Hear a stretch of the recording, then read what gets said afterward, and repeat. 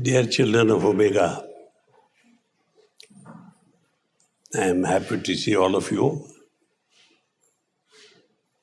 I am happy that you participated in the meditation session just now. And I hope that all of you will keep up this spiritual practice unfailingly throughout life.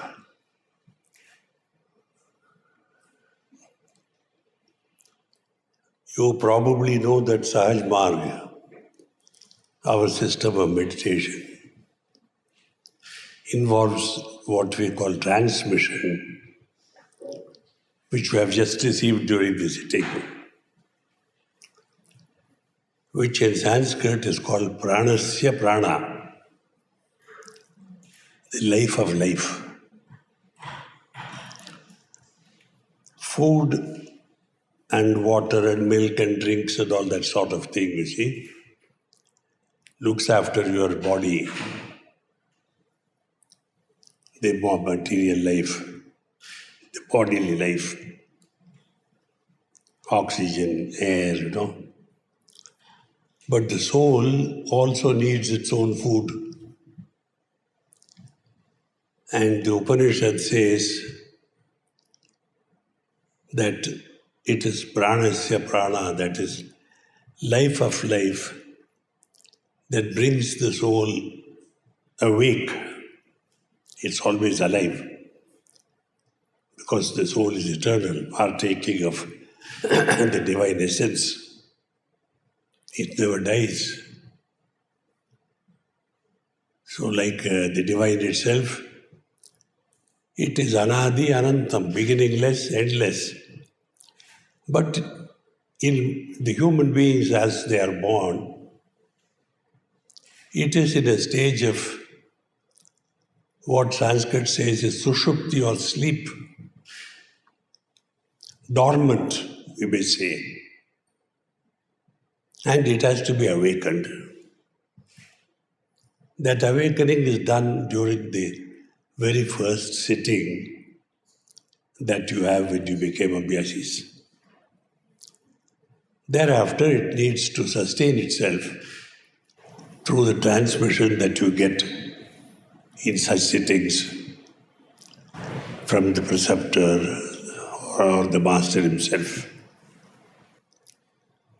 When you are away from both where you have no preceptor, where the master is very far away, if you sit in meditation every morning and imagine that the master is sitting in front of you, giving you the sitting, you will still receive the transmission.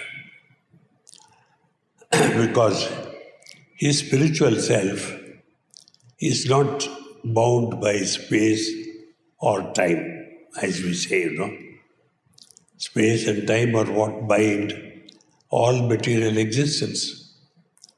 To be materially existent, a thing needs space, it has to exist in time. Those of you who have studied science know that there are things which exist for milliseconds. Still, they have an existence in time. But the soul has, eternal existence. The master's soul is before you when you imagine with all the power of your mind, not just say, I don't know if he's there, but let me see, not like that. Spirituality does not support doubts. Where there is doubt, it doesn't work. It needs faith. So when you sit for your meditation and there is no prefect or preceptor or master himself, just think that he is sitting before you and giving the sitting. I have been experiencing this ever since 1964 when I joined the mission. I'm completing 50 years now in Sahaj Marg. So that is what you have to do when, of course, there will be many occasions when you will have no other way of and getting a sitting, you have to sit by yourself and do this for yourself. This must be done every morning, followed by the evening cleaning, which has been taught to you, and the night prayer before going to bed. If you don't know what these are all about, make sure you get instructed before you leave. Ask the local prefects here or Mr. Patel, and get instruction what to do from all these angles. Of course, you will be studying, going for higher studies.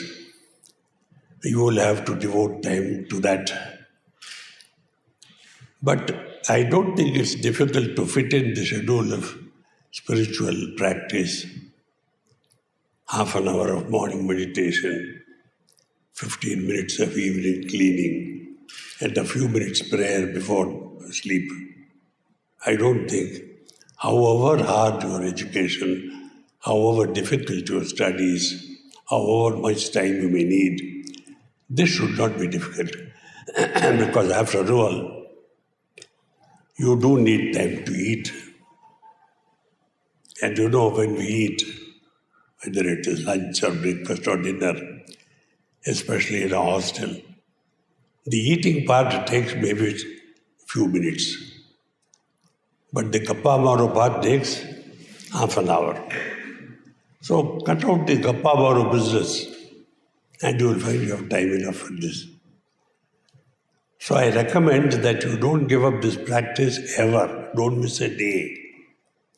Unless, of course, you are unwell, which you should not do it. But the moment you are well again, start it.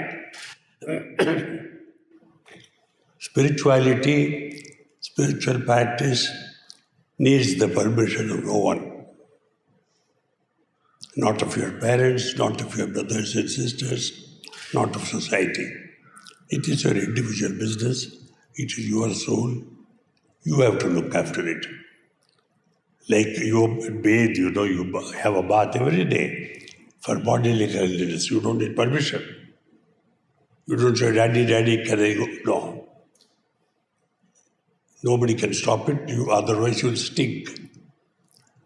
When the soul, does not get its regular nourishment, it won't stink because the soul is like the divine.